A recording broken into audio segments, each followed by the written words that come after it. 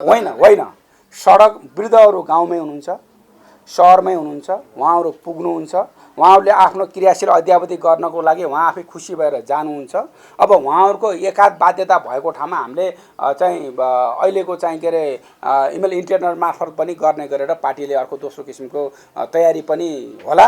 तर सकभर नेता लगायतका म नेपाली कङ्ग्रेसको नेता हुन्छु भन्ने मान्छे अब सहर केन्द्रित भएर नेताको मात्रै केन्द्रित भएर भएन कि गाउँ वडा र टोलमै पुगेर आफ्नो चाहिँ सदस्यता रिन्यू गर्नुपर्छ, अद्यावधि गर्नुपर्छ भन्ने चाहिँ यसको चाहिँ ध्येय हो। तपाईँको पूर्व सभापति नेपाल फर्किनु भएन भनेदेखि तपाईँहरूले उहाँको सदस्यता नवीकरण गरिदिनुहुन्न?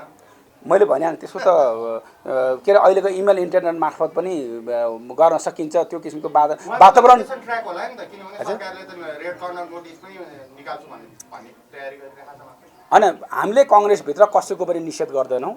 जो नेपालको नेपाली नागरिकता भएको, नेपालको उमेर पुगेको जो कोही नेपाली कङ्ग्रेसको म क्रियाशील सदस्य हुन्छु भन्ने मान्छेले नेपाली कङ्ग्रेसले वडामा मात्रै भएन भने केन्द्रबाट भन्ने भए पनि क्रियाशील दिने व्यवस्थापन गर्दैछ। कसैले निषेध गर्दैन। अर्को एउटा प्रश्न रह्यो, तपाईँहरूले अब क्रियाशील सदस्यता घटाउने त कुरा गरिराख्नु भएको छ।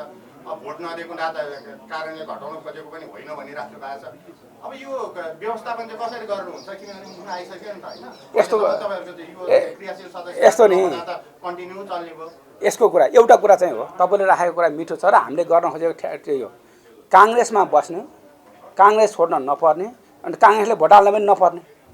आफूले भोट मात्रै नहाल्ने होइन, अर्कोले भोट हाल। काङ्ग्रेसको उम्मेदवार हराउनलाई चाहिने क्रियाशील किन चाहियो? यसले अद्यावधि गर्न खोजेको। फेस टु फेस आउनु पर्यो नि त।